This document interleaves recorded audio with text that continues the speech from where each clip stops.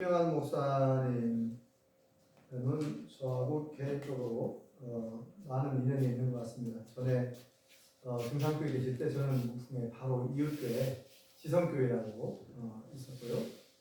그때 이제 유명한 목사님이 시차에 서기를 하고 계셨었어요. 제 기억으로는. 근데 이제 몸이 아프셔가지고 이제 중간에 서기를 그만둘 수밖에 없었고 제가 이어서 서기를 자석기를 맡았었고 또 이렇게 계속 이제 수술하시고 또 퇴원하셔서 교회에 계실 때도 찾아뵙고 이렇게 말씀 나누고 이렇게 옆에서 지켜봤는데 정말 하나님의 놀라운 역사고 은혜인 것 같습니다. 이렇게 지금 이렇게 살아 계시고 또 건강하셔서 얼마나 제가 감사한지 네, 고맙습니다. 오늘 귀한 간증과 함께 한 번 더 너무너무 감사해요. 워낙 귀한 은혜스러운 간증 말씀을 들어가지고 저는 그냥 조금 제 얘기는 좀 무미건조할 수도 있는데 그래도 이제 경험, 제 체험한 걸 직접 또 말씀을 나누려고 해요. 그래서 또 여러분들에게 유익한 시간이 되지 않을까 제 나름대로 그렇게 생각합니다. 우리 김명환 목사님이 제가 부탁을 드렸을 때 주변이 없어갖고 이렇게 사양을 하시려고 그러시더라고요. 그래서 아니다고 말씀을 잘 해주시는 걸로 알고 있고 또 이렇게 꼭 하고 싶은 말씀도 있으신 것 같은데 이렇게 좀 제가 부탁을 드렸었고요. 말주변이 저보다 훨씬 좋으신 것 같은데 저는 말주변이 없어가지고 이렇게 쪽지에다가 몇가지 써갖고 왔어요. 오늘 그 세미나 주제가 목회자 부부의 건강이잖아요. 그래서 건강은 아무리 강조해도 지나치지 않은 것 같습니다. 이 목회자 부부의 건강, 그러니까 성경의 내용, 건강에 관한 성경의 내용이 많이 나오잖아요. 우리 하나님께서 이스라엘 백성들의 건강을 생각하셔가지고 레위기 11장 같은 거 보면 젓가락장으로 유명하죠. 먹거리, 규례가 쭉 나오고 여러 가지 질병에 관한 그런 것들도 제사장이 이렇게 진찰하도록 했고 건강을 굉장히 우리 하나님께서 신경을 많이 써주신 걸로 성경에 기록되어 있습니다. 그리고 이제 제가 이제 강의를 잠깐 준비하면서 오늘 이 성경 말씀을 한 구절을 소개한다면 어떤 말씀을 소개할까? 너무나 잘 아시는 말씀이죠. 요한사도서 2절 말씀 다 아시잖아요. 사랑하는가요? 내 영혼이 잘됨 같이 내가 범사에 잘되고 내가 강건하기를 내가 간구하노라. 그 말씀을 한 번 더 이렇게 소개하고 싶더라고요. 거기 보면은 첫 번째 내 영혼이 잘됨 같이 그렇게 되어 있잖아요. 그래서 우리가 잘 아시는 바와 같이 건강은 크게 이제 두 가지 건강을 생각해 볼 수 있을 것 같아요. 우리 목회자들은, 우리 믿는 사람들은. 첫 번째로는 영혼이 건강해야 하잖아. 첫 번째. 영혼이 건강해야 된다. 그 성경 요한사도서 2절 말씀도 내 영혼이 잘됨 같이 먼저 영혼에 대한 얘기가 나오잖아요. 영혼이 건강해야 된다. 아까 우리 목사님 스트레스 얘기했었지만 영혼이 건강하지 못하면 스트레스를 우리가 많이 받게 되죠. 사실 자세히 들여다보면 저도 이렇게 경험해 보면 내 영혼이 좀 문제가 있다 그러면은 스트레스 안 받을 일도 스트레스를 더 많이 받게 되고 아까 말씀하신 것처럼 내가 하나님께 전적으로 맡기지 못하게 되고 내가 막 뭔가를 해보려고 내가 목회를 해보려고 내가 뭔가를 결과물을 내려고 하고 막 하려고 하다 보면 이제 스트레스를 받는 것이고요. 그죠?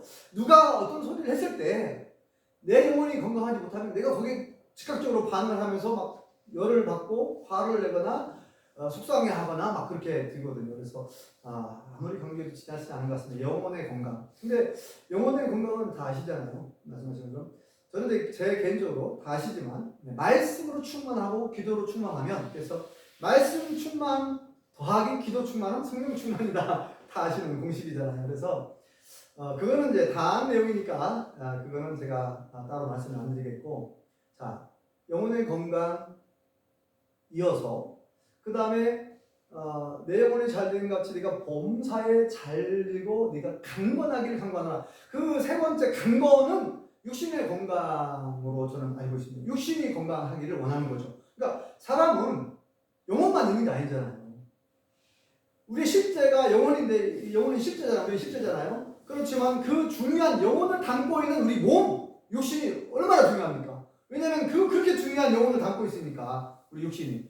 그래서 이 육신의 건강도 영혼과 떼어놓을 수가 없잖아요. 죽을 때, 사람이 죽게 되면 영혼과 육신이 분리가 되는 것이니까, 그죠? 그래서 죽음 이전에는 항상 영혼과 육신은 이렇게 한 몸이기 때문에, 아시는 바와 같이 우리 육신이 건강하지 못하면 역시 영혼도 문제가 있는 것 같습니다. 이게 가만히 제가 생각을 해봤어요. 왜 사람은 죽음을 맞이하게 되고, 왜 그 영혼과 육신이 분리되었을 때 죽었다라고 할까? 사람이 돌아가시면 영혼이 떠나잖아요. 그럼 영혼은 왜 떠날까? 물론 하나님 불러서 영혼이 가는 거죠. 그런데 이제 물론 그것도 맞는 말이지만 제가 제 나름대로 한번 생각을 해봤는데, 우리 몸이 건강하지 못할 때, 우리 몸이 제 기능을 못할 때 영혼도 더 이상 머무를 수가 없기 때문에, 그래서 하나님께서 거두어 가시는 것이 아닌가? 이렇게 제가 혼자 상상해봤어요. 그만큼 우리 육신의 건강이 중요하다는 거죠. 우리가 기능을 못하면 영혼이 여기 더 이상 머무를 수가 없는 것 같다? 이런 생각 해봤어요. 그래서 육신의 건강이 너무너무 중요합니다. 우리가 요즘에 100세 시대라고 하는데요. 저는 사실 오래 사는 게 목적은 아니에요. 다 그렇죠. 우리가 얼마나 오래 사는 거 그게 뭐가 중요해요? 그죠? 영원한 천국이 있는데 오래 사는 게 목적이 아니라 살아가는 동안 건강하게 살자라는 것이 제 생각입니다. 살아가는 동안 건강하게 살자.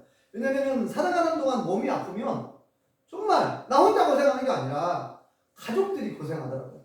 김영환 목사님 경험하셨지만 그러잖아요. 내가 아프면 나만 아픈 게 아니라 내 아내도 아프고 내 자녀들도 아파요.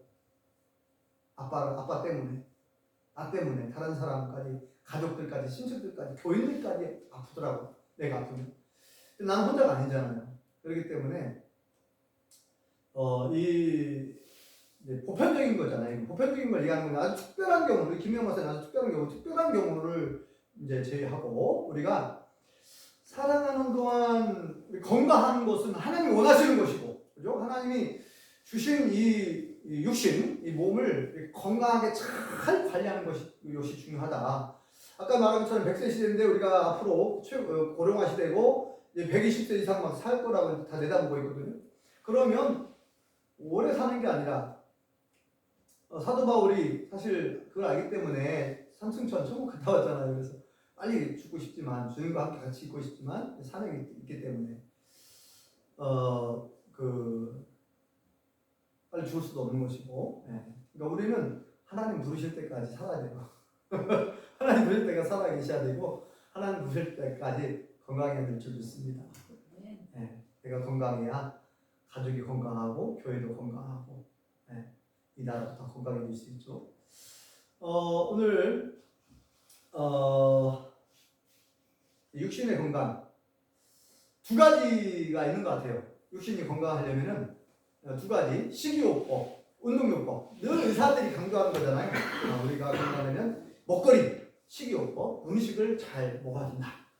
그리고 두 번째, 적절한 운동을 해야 된다. 그런 얘기는 늘 우리가 들어서 알고 계실 겁니다. 식이요법과 운동요법. 저는 개인적으로 저희 아버님이 중3 때 돌아가셨어요. 그래서 이제 그때 기억으로는 간암으로 돌아가신 것 같아요. 그래서 이제 아버님이 일찍 돌아가신 바람에 이제 6남매가 있었는데 우리 어머님이 고생을 많이 하셨어요. 시골에서 고향이 진안 주천인데 그 남자들이 하는 그 지게를 짊어지고 일을 많이 하셨어요. 왜 6남매 키우려고 하니까 우리 아버님 일찍 돌아가시고. 그래서 이제 어머님 고생하시는 걸 제가 봤고요. 근데 또 이제 어머님이 3년 전부터 또 천식으로 고생을 하셔요. 그러니까 이 건강에 대해서 제가 좀 더 다른 분들보다 좀 더 생각을 했는지도 몰라요. 건강에 대해서 관심을 더 가졌는지도 모르겠어요. 어머님도 지금 천식 때문에 굉장히 고생. 제가 또 아까 말한 것처럼 우리 신영목사 말씀하신 것처럼 제가 대미교회가 첫 목회지인데 98년도에 결혼해가지고 대미교회 첫 부임을 했는데 지금 이제 한 20년 좀 넘었네요. 목회한 지가. 그런데 대미교회에 있을 때 감기가 오더만 천식이 같이 따라왔어요. 감기와 천식. 천식 처음 경험한 거죠. 근데 어떤 천식에 대한 유전 인자가 있었는지 모르겠지만 어쨌든 천식이 와가지고 잠을 잘 수가 없어요. 저녁에 쌕쌕거리는 그 숨을 제대로 못 쉬어가지고 참고 참다가 도저히 이제 숨이 막혀서 죽을 것 같아요. 그래가지고 이제 이웃교회 장덕교회 목사님한테 전화해가지고 그 당시에 정종현 목사님인데 전화해가지고 좀 나 좀 빨리 병원에 지금 싣고 가라. 내가 숨을 못 쉬겠다고.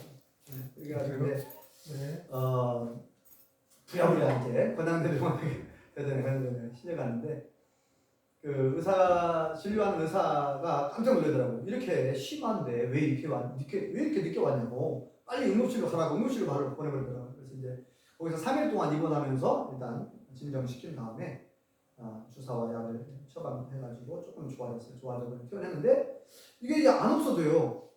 좀 춥거나 겨울만 되면은 이게 너무 이게 숨이 차가지고 계속 이게 응급처치하는 거 있잖아요. 뿌리는 것도 있고 먹는 약도 있고 그렇게 이제 고생을 한 적이 있습니다. 그래서 3년 동안 천식으로 계속 고생을 하다가 제가 이제 부목으로 공산교회 한 부목 2년 있었거든요. 그때 이제 그 부흥 강사 목사님께서 그런 말씀하시더라고요. 아픈 곳에 손 얹고 기도하라고. 그리고 계속해서 믿음으로 기도하라고 하시더라고요. 그래서 저도 이제 그렇게 순수하게 그렇게 했어요. 그래서 이제 하나님께서 내 천식을 내 병을 고쳐주실 거라고 하는 믿음이 있었고 그래서 일단 기도하면서 약을 다 끊어버렸어요. 응급처치하는 것까지 다 가지고 있었는데 그거 안 하고 근데 집사람이 그때 좀 걱정을 했어요.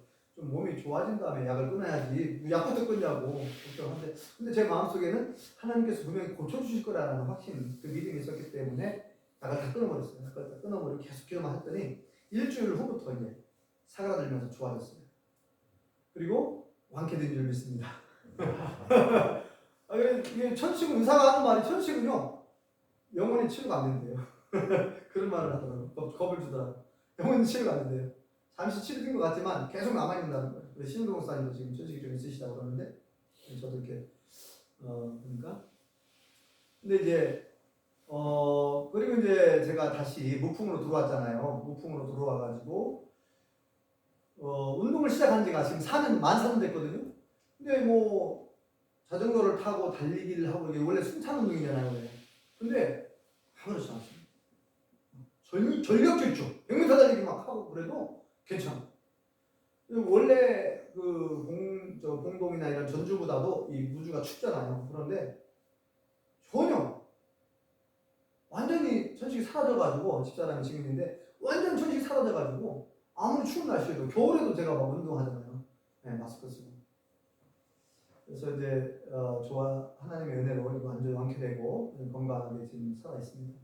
근데 제가 이제 드리고 싶은 말은 무슨 말씀이냐면은 이제 이런 경우는 특별한 경우 하나님의 전적인 은혜로 치료되는 경우가 있죠. 그런데 저는 이제 보편적인 얘기 하려고 하는 거예요. 우리가 이제 전적인 하나님의 은혜로 치료하기도 하고 치료받고 건강은 하나님 책임져 주셔야 되겠지만 그러나 우리가 내가 할 도리는 해야 하잖아요. 내가 건강을 하나님 주신 이 몸과 마음을 지켜야 되는데 내가 예를 들어서 음식을 편식을 해가지고 예를 들면 인스턴트 음식을 좋아하잖아 애들이. 예를 들어서 애들처럼 인스턴트 음식 많이 먹어가지고 만약에 몸이 망가졌다. 그리고 나서 하나님 고쳐주세요. 이건 좀 그렇잖아요. 하나님께서 시간 줬을 때, 우리에게 시간을 주었을 때, 기회를 주었을 때 내가 그 건강관리를 하지 않고 나중에 하나님한테 책임을 떠맡기고 하나님 고쳐주세요. 이건 좀 말이 안 맞잖아요. 우리가 할 도리는 해야잖아요. 그래서 제가 이제 4년 전부터 실시한 거를 제가 설명을 해드리려고 하는데 4년 전부터 만 4년 지금 5년 차 됐거든요. 무풍에 있을 때부터 어떤 걸 제가 했냐면은 그 운동장 자전거를 타고 이제 내려와가지고 무풍에 그 운동장을 한번 돌아봤어요. 살살 뛰면서 한 바퀴를 도는데 숨이 차더라고요. 아니 이거 한 바퀴도 돌지도 않았는데 숨이 차다니. 그때가 49 제가 49세 정도 됐어요. 50 정도. 네. 이상하다. 야 이렇게 내 숨이 찰까? 한 바퀴도 안 돌았는데 이거 내가 이 몸이 이렇게 운동을 내가 안 했고 이렇게 심폐관량이 약하구나 라는 생각이 들었어요. 그래서 그때부터 이제부터 운동을 해야 되겠다. 그래가지고 자전거를 일부러 자전거를 타고 내려오고 올라갈 때 자전거 타고 올라갑니다. 이게 약간 오르막길이잖아요. 그죠? 임명선 잘 아시는데 올라갈 때 오르막길. 올라갈 때 힘들지만 억지로라도 이제 운동하면서 발로 불면서 올라가는 거예요. 내려올 때는 이제 내리막길이니까 편한데 운동량을 5바퀴씩 도는 거예요. 5바퀴씩. 네, 5바퀴를 그리고 맨 마지막 한 100m 정도 할 때 전력 질주를 해버리고 이런 식으로 이제 조금씩 늘려갔어요. 뛰는 거를 달리기. 그 다음에 이제 그렇게 하다가 지금 이제 용평교회로 온 지가 지금 이제 만 3년 돼갑니다. 용평교회 와가지고 제가 이제 본격적으로 시작한 것이 달리기. 네. 천천히 달리기. 조깅을 천천히 달리기라고 하잖아요. 조깅을 시작했어요. 시작했는데 유튜브 보니까 천천히 달리기에 대한 이야기를 하시더라고요. 천천히 달리기. 이제 걷는 것도 좋지만 걸을 때는 땀이 안 나는데 달리기는요 천천히 달려도 땀이 나더라고요. 확실히 뭔가 다른 것 같아요. 뭐 전문가 얘기들 보면은 종합해서 얘기 드리면 달릴 때하고 걸을 때하고 다르대요. 뭐 근육 수라든지 다 다르다고 하더라고요. 그래서 걸을 수만 있으면 달리라고 하더라고요. 그 조언해 주신 분이. 그래서 이제 여기 계신 분들은 만약에 달리기를 안 하시다 갑자기 달리기 하려면 조금 어려울 수 있어요. 몸을 다칠 수 있어요. 그러니까 제가 4년 동안 달려봤지만 한 번도 무릎이 아픈 적이 없어요.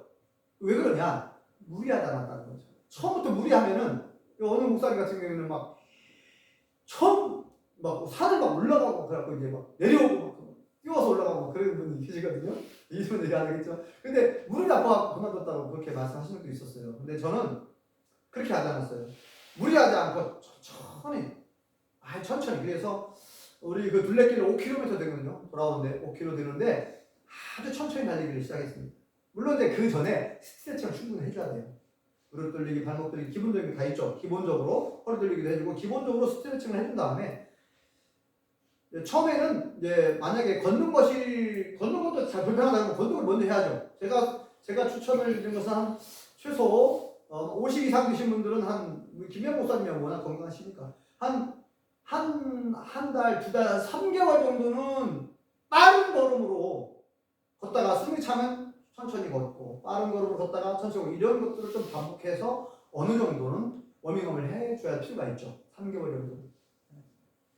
자, 그 정도로 이제 그 정도 3개월 정도 됐다 그러면은 그때부터는 천천히 달리기를 해보라고 저는 권장하고 싶어요. 강추하고 싶어요. 왜냐면 제가 경험했으니까. 이 달리기를 5km 지금은 5km 달리기를 한 30분 갔다 오거든요. 갔다 오면은 땀이 펄펄 흘죠. 땀이 나면서 너무나 상쾌합니다. 이게 혈액순환이 얼마나 잘 되는지 느껴져요. 막 온몸으로 느껴집니다. 기분이 너무나 좋아요. 이 뇌에 산소가 공급되고 맑은 공기가 공급되고 피가 온몸으로 돌면서 굉장히 머리가 맑아지고 기분이 상쾌하고 밥맛이 너무 좋고 너무 잘 먹어가지고 오히려 몸무게가 늘어나더라고요. 저는. 그래서 이제 지금 몸무게 변화가 이제 거의 없는데 해보니까요 너무 좋은 것 같아요. 일주일에 3회에서 4회 이상 하려고 하는데 물론 처음에는 아침에 새벽 예배 마치다 했었어요. 꾸준히 아침에. 겨울에도 춥잖아요. 추운데 막 나가기 싫죠. 그런데 마치 그 마약 중독처럼 운동을 하고 나서의 그 느끼는 그 쾌감, 그 기분, 그것이 마치 마약처럼 끌어당기는 것 같아요. 물론 제 의지도 좀 거기에 작용했겠지만 그러니까 운동을 굉장히 중요시 생각했던 거죠, 제가. 네.